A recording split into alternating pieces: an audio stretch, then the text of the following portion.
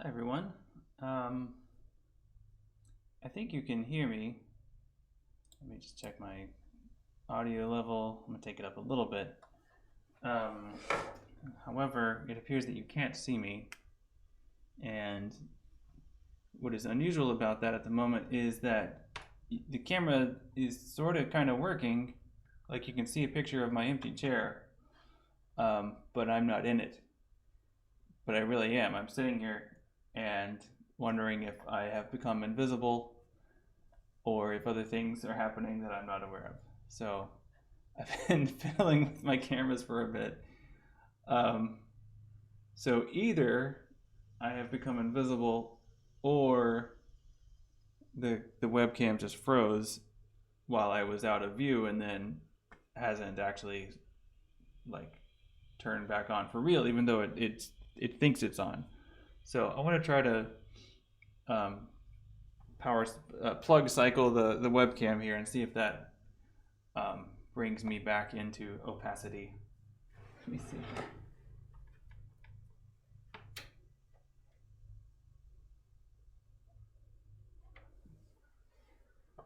Um, okay, not so much. Okay, weird. Well, this is I do have this other webcam working, as you can see here. This is my hand. It looks opaque, so that's good. I think maybe OBS is struggling with having two webcams, although it usually is fine. Not really sure what to do here. Sometimes I have to like swap the plugs. I have to swap the ports, and sometimes that works, and sometimes it doesn't. Let's try it.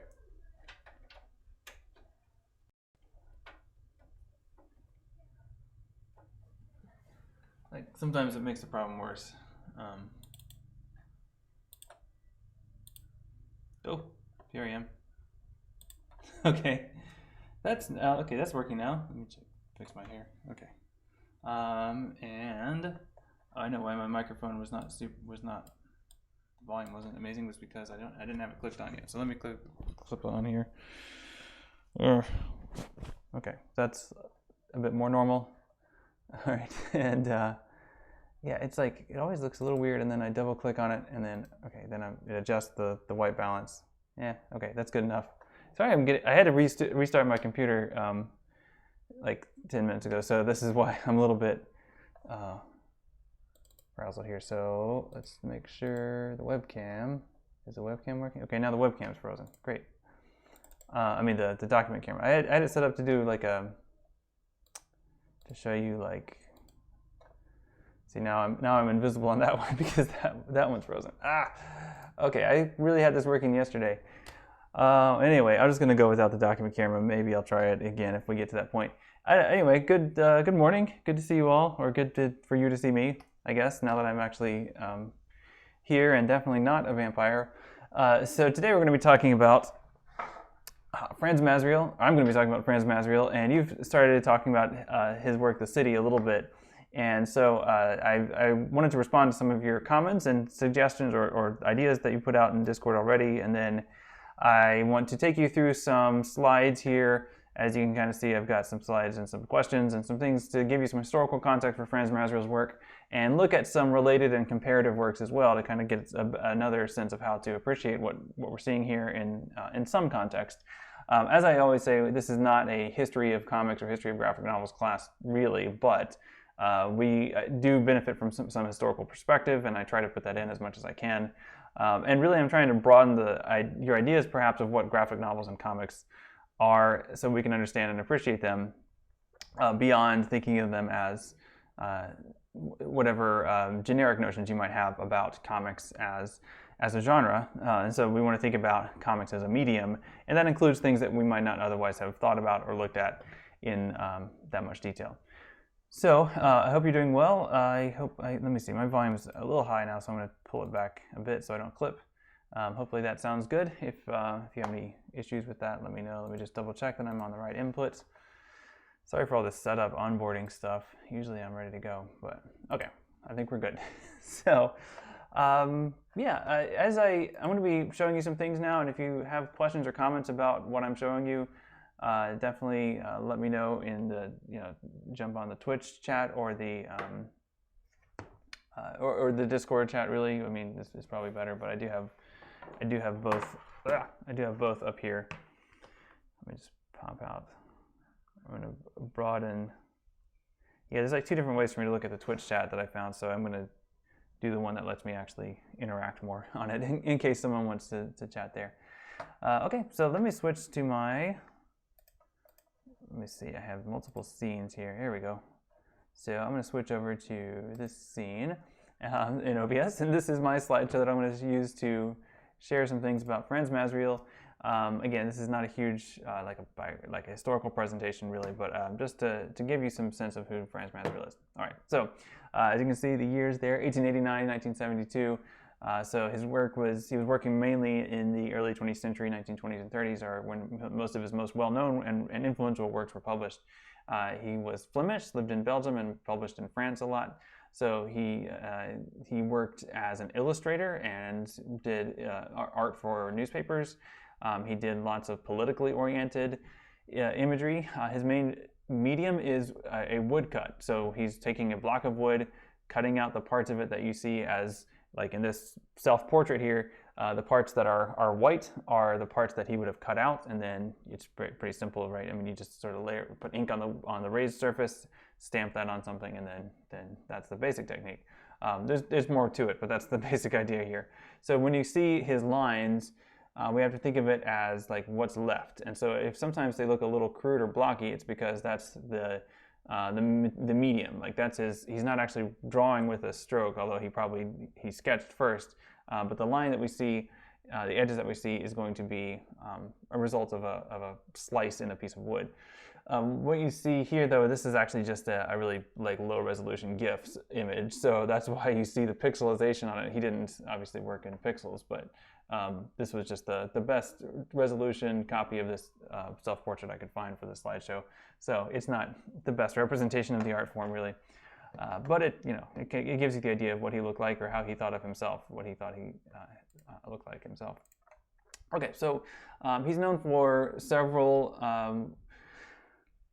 books, and this was one of his earlier ones that was very influential. This is The Passionate Journey, and it was published in some bugs out here. Published in 1919 in French. I struggle with French pronunciation, so I'm not going to attempt that. But you can see the French the French title there, the original title, and then the English translation title is The Passionate Journey, and it's been published. Well, the great thing about it is that it has no words, and so it's been published around the world, but doesn't really need to be translated, right? I mean, there's no language, no linguistic part to translate. It is somewhat similar to The City. It is a bit cruder in some of the art. Well, crude isn't the right word, but it's simpler in some of the art. And here's some examples of the artwork from Passionate Journey. The illustrations are a little bit simpler or less complex, I should say. Like there's a little bit less going on, but some very similar themes that you've seen in The City already, like images of urban life with the crowded streets. A major difference, though, with The Passionate Journey is that for The Passionate Journey, there's a narrative. Like there's a very clear character. There's a character we follow, and he goes through different. Basically, he enters the city and goes through different things, and then ends up leaving the city. And it's an interesting work. It is very legible. In other words, you can pretty much. It's pretty easy to understand what's going on in the story, and I'll show you a bit of it here. But this is this is it. In fact, some of the same images and things you see here could have been from the City, like these particular pages. The arrangement that you see here, by the way, sort of above me, that's not how the book was published. These weren't published like panels. Each page has a single image on it. And what I found interesting when I've seen it, a physical copy, is that each individual image is actually quite small. So when it might be a normal kind of folio-sized book, but each image is like this. It's like two inches across, and that kind of I don't know. That kind of helps understand, or helped me understand some of the cartooniness in the artwork. When it's simplified, it's because it's so small. Otherwise, this image right here on the right is kind of different, right? I mean, looking at these images with the train and the car and the street, I mean, that's pretty typical urban things. This one on the right is much more expressionistic. It's not as literal or as realistic as the other images. And this is actually, I believe, the very last image in Passionate Journeys, one of the last ones. The character, as I can show you actually, is, well, I'll show you. I actually have it here in, let's see if I can do this in the same window. I don't know if it's going to let me. It's not going to let me. Okay, so let me switch back so I can show you. Let's show you this in its own window here. So this is, I was able to, I found this on archive.org. It has books that you can check out on archive.org, which I think is a little awkward actually, and kind of not as convenient as you would think, but it's okay, I guess. It lets me show you these anyway, and that's something. So it's not actually updating correctly, is it? It did not. Hang on. Why can you not see? Why can you not see that tab? That's interesting.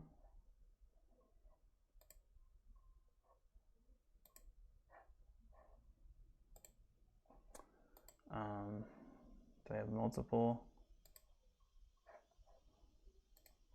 What in the world?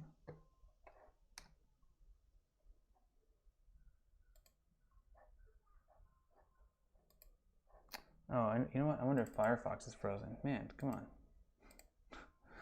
on. Okay, that's what happened. No? Hang on. Almost there. Here we go. There it is. I don't know what's happening today. I hope your technological world is going a little bit more smoothly than mine on this day. But I believe I'm finally showing you what I think I'm showing you, which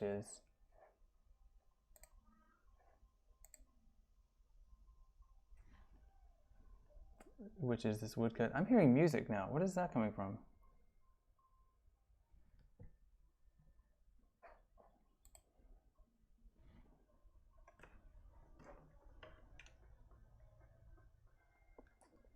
Oh, I know where that's coming from. I was the video that was playing in the countdown scene. By the way, this is the screen when you first load it up. That's something I'll talk about in a little while. That was The Man with the Movie Camera by Vertov, and I was just that was still playing in my headphones. That's what I just heard. Okay, so let me take a look, and I'll kind of page through this. It's 100 pages long, but I'm going to kind of zip through it. If you would like to check this out from the archive.org, I will return it soon, and then that will give you a chance to do that if you'd like to. We don't have a copy in our library, unfortunately, but it is, it's pretty accessible this way. So again, this is Passionate Journey, 1919, and somewhat earlier, obviously, than The City, but definitely dealing with some similar themes. As you'll see here, these are the ones, the pages, the panels, the images we just saw on the slideshow, but these are arranged page by page. You can see one image per page. As this young man arrives in the city, kind of checks things out. Again, I'm moving quickly. There are some unusual images in here, and you'll see them as we get to them. And you can kind of interpret what's going on. I think there's a really important difference between the images that we see here and the city. So see if you can think about what they might be, even though some are very similar.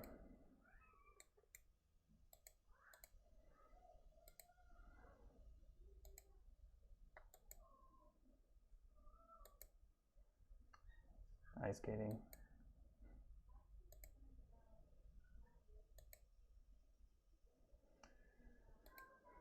Singing, having a good time, climbing a pole, shooting an arrow, digging.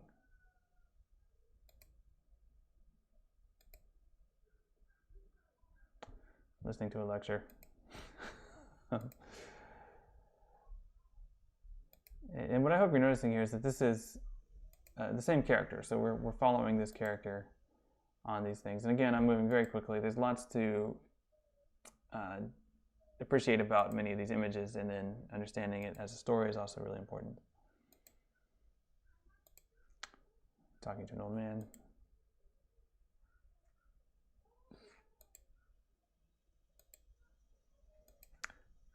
Meeting a lady, I think she died.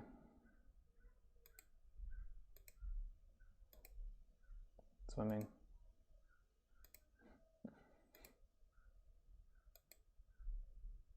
Meeting some people. Looks like he's he meets an elephant.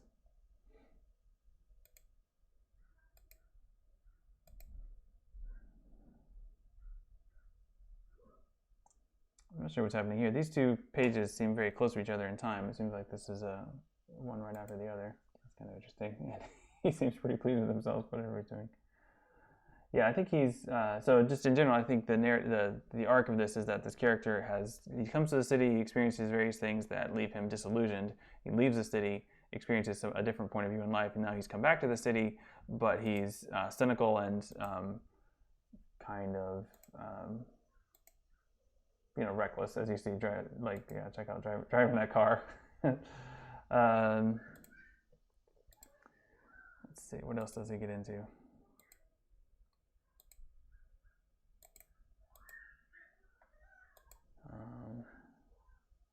Swinging on a thing, saving someone from drowning, gets a medal. He says no thanks.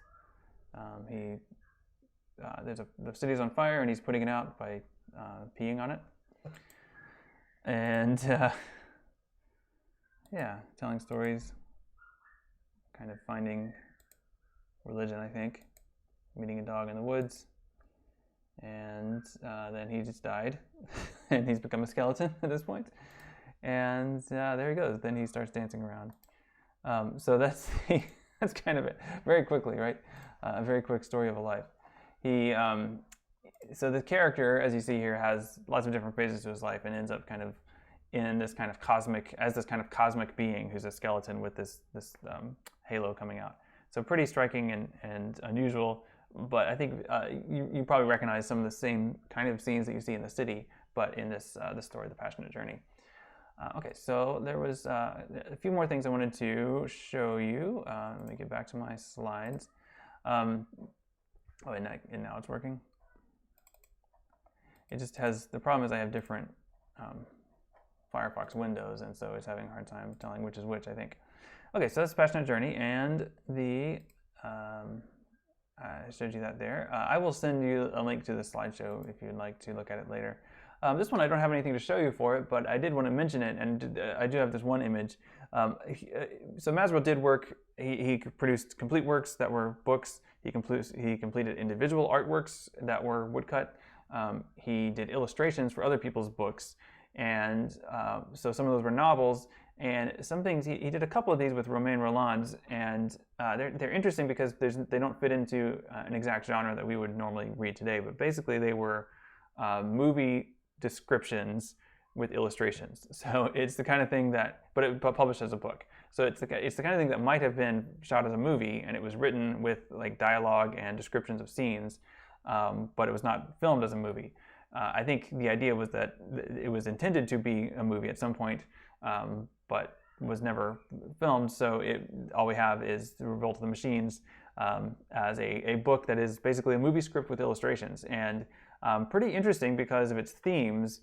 In 1921, of course, there were no computers, but the plot is actually pretty similar to a lot of much later science fiction works where machines and humans are in conflict. I believe this is also, if you let me just check something.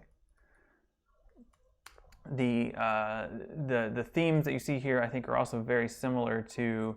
Yeah, I was just checking the year on this. Another play, an actual play called Rossum's Universal Robots, or RUR is how it's usually referred to. And I was just checking the date on that. That also came out in 1920, 1921.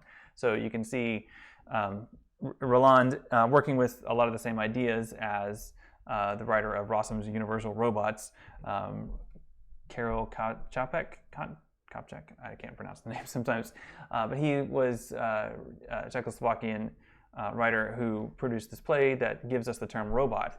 And it's actually, in that play, robots are basically people who are slaves. And so it's the idea of robot as a servant that rebels is something that you see in Rossum's Universal Robots, but also becomes a theme in this Revolt of the Machines by Romain Rolland. And as you can see here, you can see the machines revolting over here in this illustration by Masereel. It's basically a bulldozer that looks like it's going to eat some people. In the play, it's the basic idea, or the screenplay for Revolt of the Machines, the basic plot, if I remember, as I remember it, is there's some mad scientist, because of course there's always a mad scientist who has come up with this great way to save time and work, so people don't have to work. He has found a way to transfer his mind into machines. So these are machines that already exist. So these are like bulldozers and farming equipment and stuff, manufacturing things. So he's figured out how to transfer his mind into that, including actually war machines like tanks and artillery. And so he's done that, and unfortunately it turns out he is insane. And so now the machines are also insane, and they are obsessed with a particular woman, and so that obsession leads them to destroy humanity, basically. So it plays out very similarly to things like the Terminators, the Skynet taking over things and killing humans in the Terminator series, or one of my favorite earlier works, Colossus: The Forbin Project, which also very similarly deals with machines being given too much power and then taking over in some way. And what I think is interesting about all this is, of course, it has to do with how we think about machines and our relationship to computers and technology, but also I think labor is interesting within all these different works. The idea of who gets to benefit from work, like who does the work and who gets to benefit from it, whenever that's been when labor is being extracted from a particular class, that's what usually leads to the problem. So I think there's also a Marxist angle to all these works as well, that the workers, in this case machines, aren't able to benefit from the fruit of their labor, and so they revolt, and that seems to happen over and over again. Anyway, that's another great work. I wish I could show it to you, but I don't have a copy and I couldn't find one online. But I have requested it from the library, so we'll see if I can get one sometime soon. Okay, I found this one too. This is another one that I found on archive.org. This is Story Without Words from 1924, and this is similar to Passionate Journey in that it's actually a novel, actually like a coherent story, but it is a little different than that as well. So these are some early pages from that work, and as you can see here, there's definitely a sequence, right? There's definitely the one on the left happens before the one in the middle and the one on the right. Now you could actually rearrange these and maybe interpret them differently, but basically we see this, he is speaking to this woman, he has his heart in his hands down here, and she's kind of shy here, and then kind of leaving, and he's kind of like, okay. There's some body language you could read into. I think there's a sheep back there, several sheep in the background. Maybe there's a shepherd back there, but basically there's a scene happening, and we can kind of see it playing out, almost like frames in a film, but just much fewer than we would normally see. So let's see if I can get my thing switched over and show you some of this work.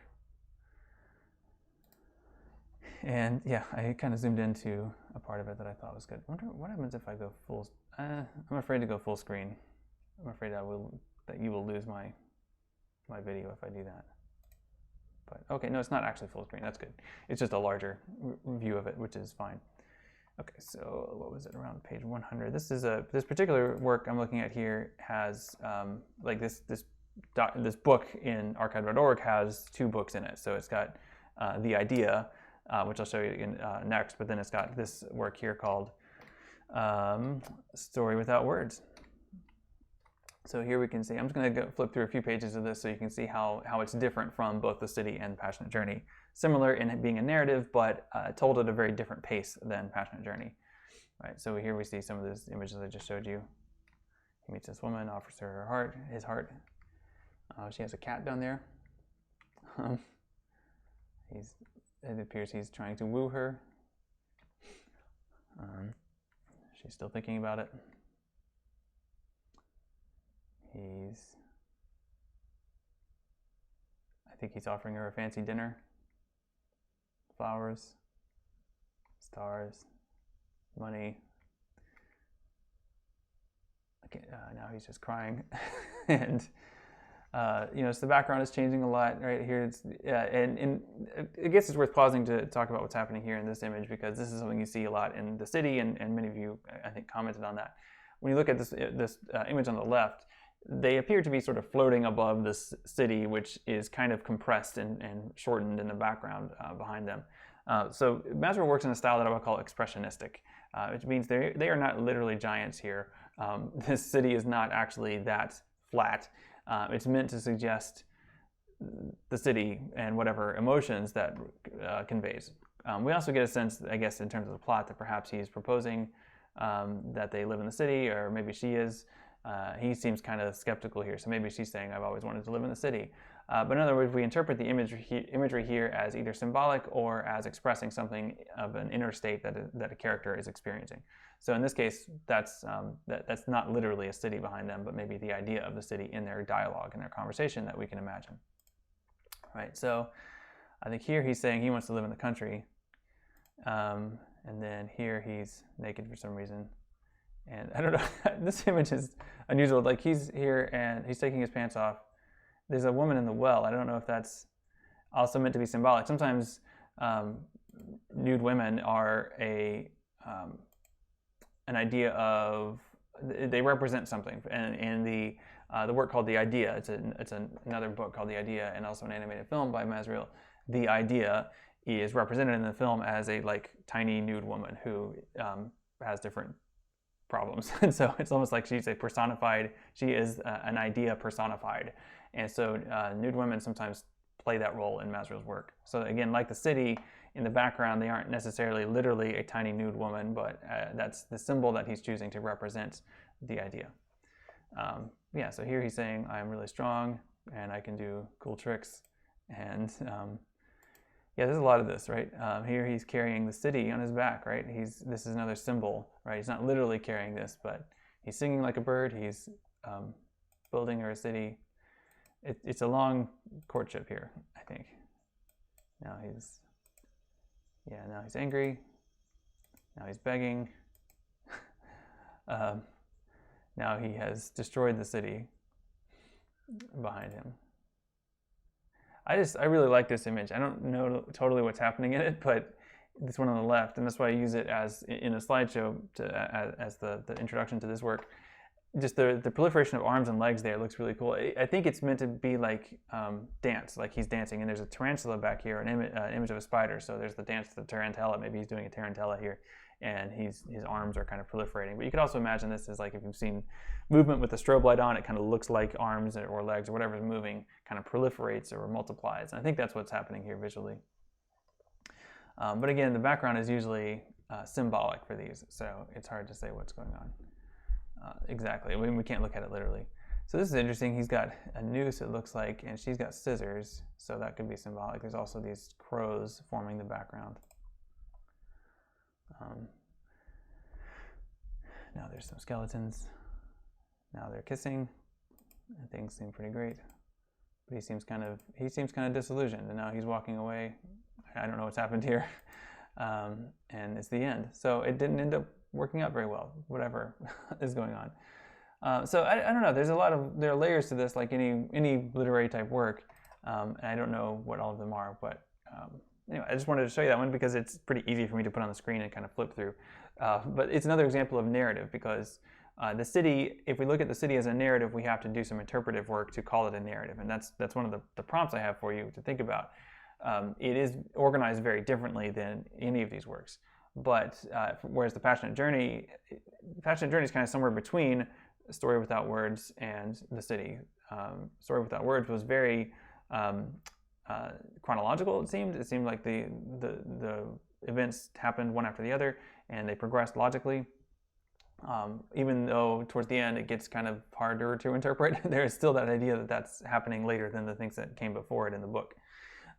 In the city, though, that's not always the case. The city has a different kind of structure, which I think is pretty, what's cool about it. So let me switch back to my my main slides here and kind of move through some more things. So there's a couple other things I want to show you. This is so the book called The Idea, that was originally a book, and then he also worked on an animated version of it. And I'm going to hit play on it. I don't know if the audio is going to come through, but it doesn't really matter. I'm just going to kind of flip through a few pieces of this. As you can see, it's 25 minutes long, so fairly long for a 1930s film.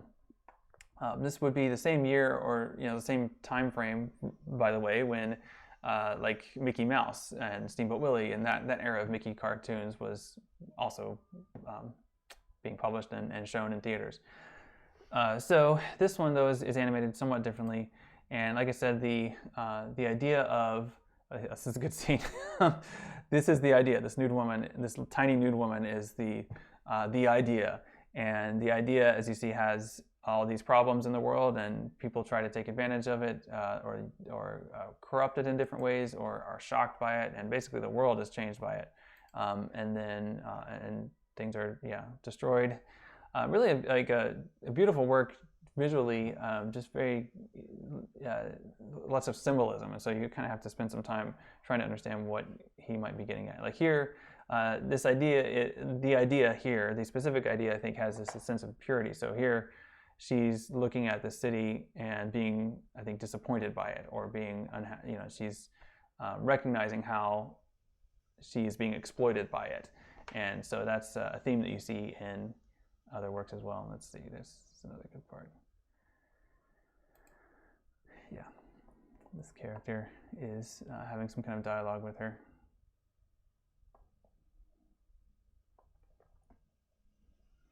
Okay, so yeah, good enough. You can watch it if you want. It's on the it's on YouTube. So this is I don't have any slides for the city because you've already read that, and I will talk about that a little bit. But a couple of other related works. I'm kind of mindful of time here, so I wanted to move into a couple of related works to help us understand people doing things kind of like this. So one of these that I think is important in the context here is a early and very influential piece of filmmaking called Man with a Movie Camera by Dziga Vertov. And this is a work that, actually I'll just go ahead and click play on it here, is interesting for a number of reasons. One is its lack of narrative. I'm not sure if there's music, so I'm going to mute it. There is music, but I don't know if it's playing. It is an example of cinema verite, meaning it's just real life. There are no actors. People that appear in this film were not hired to appear on this film. And what is also kind of interesting too is it's a work all about process. So you see at the beginning, you see Vertov setting up his camera, and frequently throughout the shots that you see in the movie, you see him as part of the shot, like he's in there with his camera. So he had actually a second camera recording himself recording things. So it's all about the idea. And here actually is a picture of a piece of film, and these are still shots from film.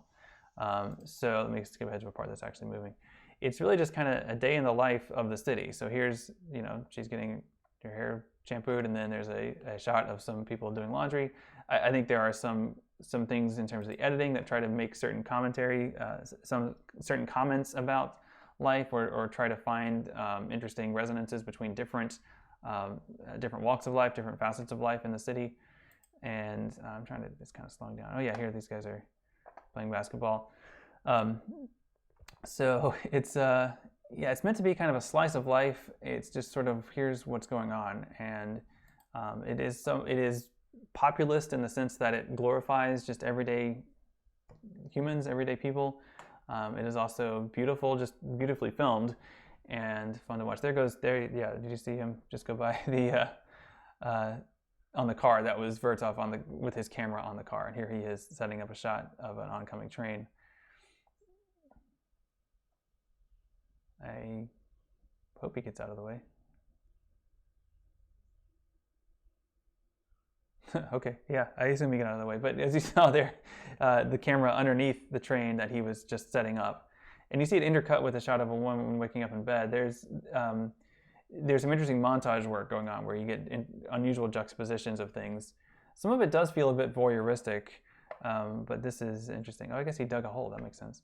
Now he's off to his next shot. So it's a very interesting movie, but I think some of the things that you see here as far as a slice of life, as far as cinema verite, you can almost look at Masereel's work as comic verite, or like it's like a comic. It is a graphic novel, but it's more slice of life and lots of different slices of different lives, and some of them beautiful, some of them, many of them sad, but it's something that we appreciate as kind of a whole. We don't understand it as or through a specific point of view.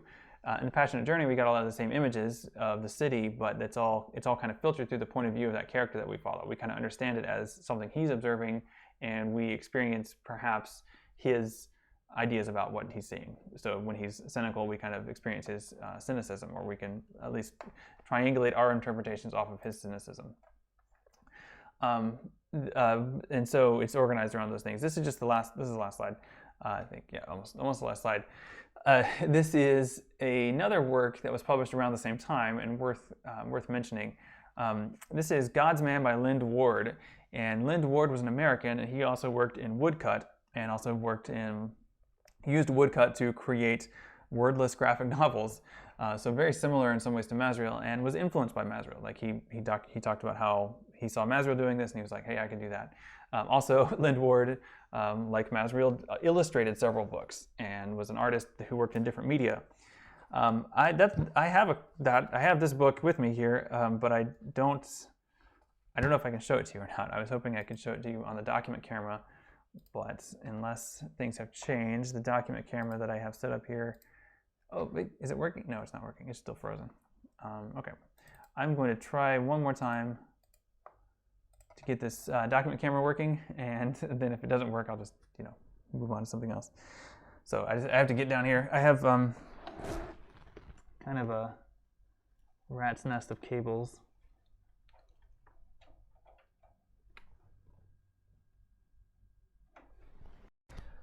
I'm just unplugging that, plugging it back in. Still no good? No good. Okay. Let me just try switching.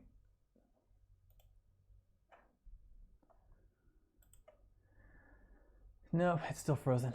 All right, I don't know why. Let me just try to remove it entirely as an input and then add it back as an input. Sometimes this works.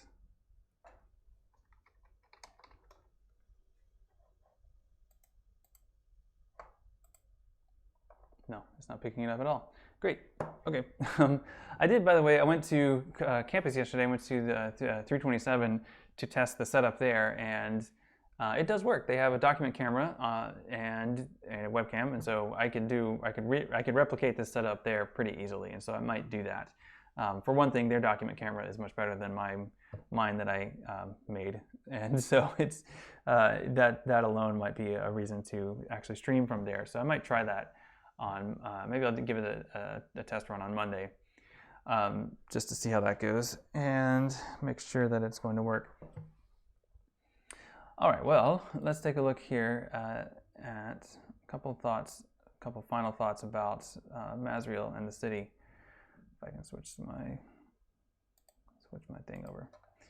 Okay, so I think there are several questions and several more actually than what I have listed here, but things that occur to me that I would like for you to think about, and write your response to these questions in Discord if you think of anything. Not all of them necessarily, but just whichever one you think makes sense to think about. We don't have time to do like a breakout room chat, I don't think. But I think the basic question here is, how do you read a wordless text? Because that's ultimately what we're doing. So what are we reading when we view a specific image from the city or a specific page from the city? Sometimes there is literally alphanumeric text, characters there. Often they're hard to make out, or they're not necessarily. It's like on a sign or something, so it's not necessarily a caption. It's certainly not a caption. Some of the images there we can read as literal, like that's actually a person in a building. Some of them I think we have to read as metaphorical in some way, or expressionistic in certain ways. And several of you commented on specific images that are kind of unusual, and so that makes sense. So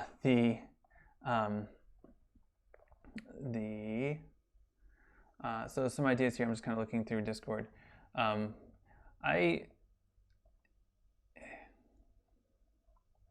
right, so I'm going to go back through a couple of these, and let me see if I can share some of these in on the screen here without like actually putting people on the screen, because I'm trying to respect that. Okay, maybe this will work. I don't think this is going to work. There are certainly images that I want to talk about from the city. Yeah, this didn't work. This didn't do what I wanted it to do. I'm hoping I could just copy. Yeah, let me just see if I can. Yeah, good. Okay, this works. So this is one of several that I find really interesting in this book. It does appear to be a legislative chamber of some sort, perhaps I think also perhaps just a lecture, like a speech, because if you see this person at the front, he seems to be by himself up there, and so it seems like people are there to listen to them. He does kind of look like Lenin, which would have been a reference that readers of this would have gotten if that's the intent. I don't know if that's the intent. What I'm fascinated by in this is like, what the heck is this thing in the background? Like this thing that is behind this guy on the screen.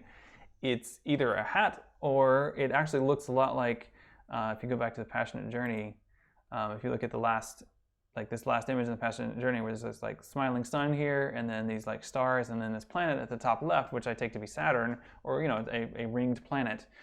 This to me does kind of look like a ringed planet, so perhaps, or a UFO maybe. I mean, it's something unusual anyway that they all seem to be very excited about here, either excited or angry, but I think excited. And I don't know why, but you can certainly imagine different causes that people might be excited about, and I think that's part of the point, is that this isn't a specific one. It's it's the idea of passion, or it's the idea of political passion. Yeah, so I've noticed there's some good discussion going on in Discord that I have not been watching, so I will kind of jump through that a little bit, just to see if there's anything here. But a couple of good points here about reading. Like, so Shannon's saying that you do try to understand. You try to figure out what's going on in the image, and really that's the idea of what's going on. Most of these have a very specific kind of diegetic setting. Like even if they're symbolic in their content, or the style, the fact that they are somewhere gives you something to grab onto, and that's what you kind of work through. And so we understand these as people in a room, and then we kind of try to figure out what kind of people, what kind of room, why are they there, right? I think that's a pretty reasonable way to do that. But I think symbolism is a little bit trickier to map out how we get to that. Like if this is in this image, if that thing on the wall is a symbol, like what is it a symbol of? I don't know. And also then we can look at some images that might appear literal at first, and then try to decide whether or not they might actually be symbolic. Yeah. So some good discussion here too. Themes of Tiara is posting this one. Let me see if I can pull this one up. This one is another really striking image. And as someone pointed out in the chat, this is a man who's committed suicide, it appears. There's a stool kicked out below him. He's hanging from this light fixture. And someone pointed out there are women in here, and they're all looking at him. And the idea of looking and being looked at and looking back is something that is an interesting, I think, kind of subliminal theme running throughout this. Subliminal is not the right word, but it's a kind of secondary, kind of below the surface theme that you get here. So it's interesting that you picked up on that. The idea of who gets to look. There's certainly voyeurism in here. So images that appear as though to put us in the position of the voyeur, also images that have characters acting as voyeurs in this. And so I think the idea of looking at and being a visual participant in something is really interesting. And I'm trying to see if any of you have already linked to some of the ones that I was thinking of. Perhaps not, but there's one where there's a night scene on a street, and there's a woman kind of in the foreground looking directly back at us. I don't have it pulled up here to click to show it to you, but perhaps you know which one I'm talking about. And there are a couple here that you've linked to that I did want to definitely comment on. This one is another really unusual one that many people have questions about. The character here actually looks a lot like the main character from Passionate Journey. The male character, the male figure on the bed. The proportions here are strange, and the woman is strange, strangely proportioned, also sort of translucent, I think. And so I think this is definitely something we should interpret or try to understand symbolically. But what is she a symbol of? Is this kind of the comforting presence of a mother? Is this a former lover that he's grieving? It's sort of hard to say what's going on here, but the idea that we can interpret these in different ways, I think, is significant. Also, it's interesting how the city, in this case, is kind of peeking in the window, or we see the city through the window there, kind of in that background. So the city ultimately is the character. Like, that is the character that we see throughout this. We also see, as someone's pointing out here, we do see, or we seem to see people, certain characters, if they are characters, over and over again throughout this book.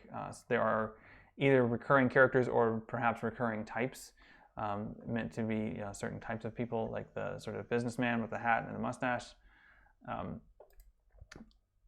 I also think it's really interesting to look at the way that animals show up here, and often they show up without people around. There's this page, and there's another one where there's animals kind of in a street. Here the city is always in the background. This image is interesting because of its quietness and its unusual stillness. Also, it's unusual, I think, I don't know if you noticed, but there's sort of a hand here kind of pointing through the door, almost like telling the cat to get out, or telling the cat to go do its thing, whatever. So it's a place where there's still not, it's not entirely empty of people, but it is almost empty of people. But a really unusual and interesting scene depicted by that.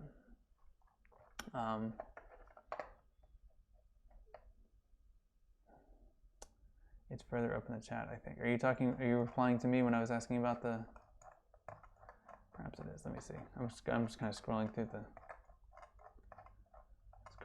these, scrolling. Yeah, I don't see it. There's one in particular I'm thinking of that I haven't, I don't know. I don't have the city actually pulled up here for you to view. But okay, so there's a lot to look at, and I've just kind of scratched the surface and responded to some of your comments on the city, and we are running low on time. So I wanted to end by explaining what I'd like for you to do for homework to continue working on and thinking about the city. And what I'm interested in is thinking about sequence and how sequence can create meaning. We see sequence being very deliberate in The Passionate Journey and Story Without Words, and actually in most comics. But in the city, as we read it, sequence is often not important, or if it is important, it's only important in a kind of symbolic way or suggestive way. So let me show you something that I would like for you to do, and I'll send you some links to this as well. This is the version of the city that is, it's a kind of a lower quality image, but it works for reference purposes anyway.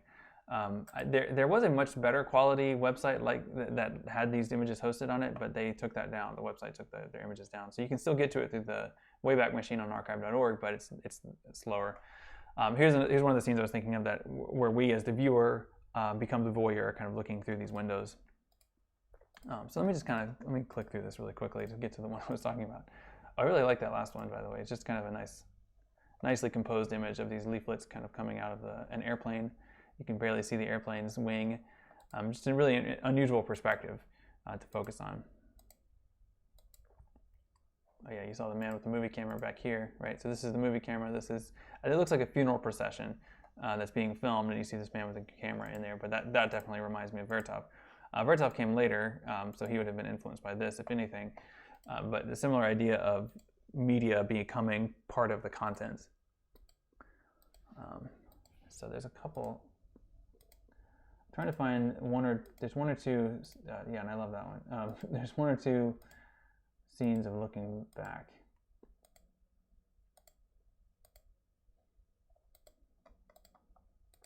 And of course, they don't have page numbers. That one, so in this one, the woman is kind of looking at us. The woman that's on the bench with the baby is it's kind of hard to tell at this resolution, but she's kind of looking back at us. That's not the one I was thinking of, but it's an example of that kind of thing. So many interesting things. So I think one interpretation of that cat coming down the stairs is that this is the cat right here. This the cat that is by this woman's bed. Here's the mad scientist in his lab. Okay, see you. If you gotta go, that's fine. Yeah, murder, rape. It is a violent place, this city. There's violence here. There's you know, this is the city in all of its glory and ugliness. Yeah, this one's interesting. If you notice the idea of looking, this is a crowd of mostly men, and it's kind of hard to see, but there's a woman walking through the crowd, and all these men are watching her, or they're checking her out, I guess. Here's a cinema where the scenes being used to advertise the films are pretty violent, so there's some commentary on media, I think. It's just one I really like I'm trying to get to. This, by the way, this image here is the basis of our icon for the Discord server. Yeah, again, some of these images are really pretty disturbing or nightmarish. Okay, see you Monday. So where is this one I wanted to show you?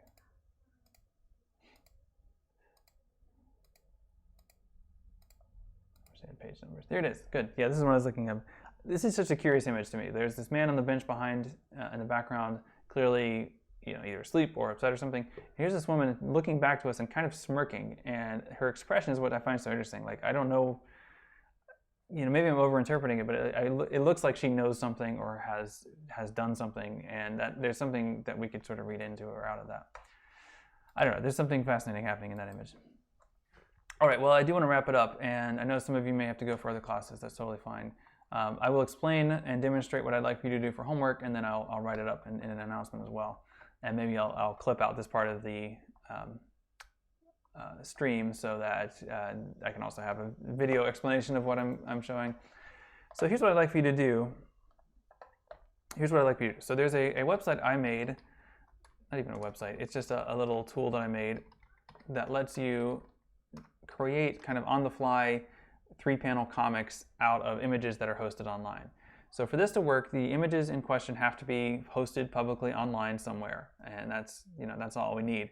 But if this works, you can insert any images into this and add a caption, and then share that as a single, that group of 3 as a unit.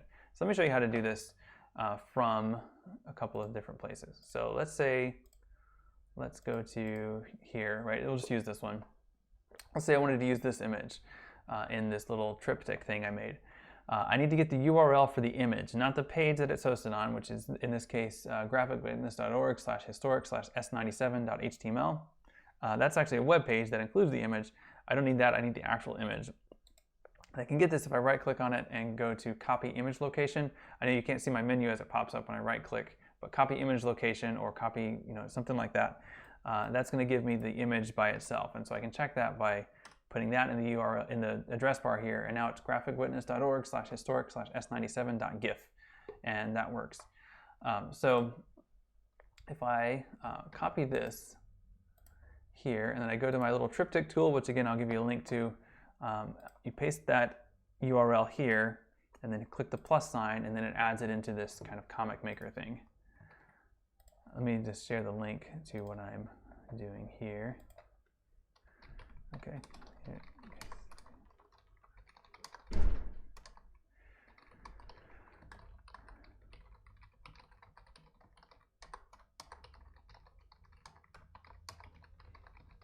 Just putting that in there in Discord. So the idea is I'm just going to pretend like, well, actually, let me just get a couple of other kind of random ones. Let's see if this one's okay. Yeah, that works. And put this one here, and actually just put this one here again. Okay, so this is very simple so far, right? Just putting these images in here. I can also add a caption. This is a caption. I'm just doing this to demonstrate it. Obviously, this isn't a real caption. This is also a caption. And this is too. And you have to click the plus sign to add the caption. And then once you're done, once you click done, it gives you a URL that includes those 3 images and those 3 captions, and just kind of presents it like this. So what I'd like for you to do is try to create a 3-panel narrative out of the images from the city, kind of like I've done here, but this is not really actually a narrative. And once you've got one you like, share it in Discord. So what you do here is you see this really long URL that includes all this information. Just copy and paste that, so, Control A or whatever, right-click copy, whatever you normally would do to copy and paste. That's how you would share that in Discord. So please share that in the general channel for Discord with any thoughts or in any interpretations you feel are necessary to help people understand what you did and why you did that. Again, I will write these instructions up in Canvas shortly, but I wanted to show it to you on screen here so you get that as well. Okay, well, I better wrap it up because I've gone over time. But thanks for watching. I hope this was interesting. Sorry for the technical stuff going on at the beginning. And yeah, I will see you Monday. Have a good weekend.